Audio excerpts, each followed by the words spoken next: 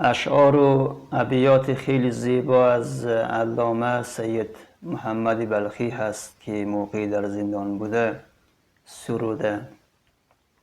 حاجتی نیست به پرسش که چه نام است اینجا، جهل را مسند و بر فقر مقام است اینجا. علم و فضل و هنر و سعی و تفکر ممنوع، آنچه در شهر حلال است حرام است اینجا. ریش زاهد قلم منشی و فرم افسر، حلقه حزب جوانان همه دام است اینجا. می آزادی و وحدت نرسد از چه به ما، مستبد شیخ صفت دشمن جام است اینجا. ما به سر منزل مقصود چسان راه بریم، راهزن رهبر و خسدوز امام است اینجا.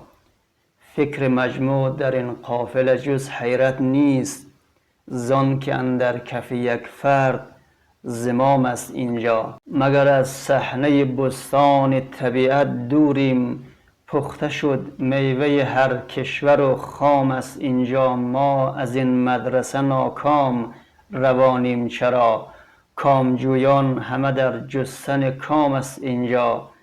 بردگان سرخوش و آزاد به هر جا، اما ملت بر در یک شخص غلام است اینجا. دیگران را به فلک سبقت دانش به دوام، رفتن ما به عقب هم به دوام است اینجا. بلخیا نکبت و ادبار ز سستی پیداست، چاره این همه یک بار قیام است اینجا.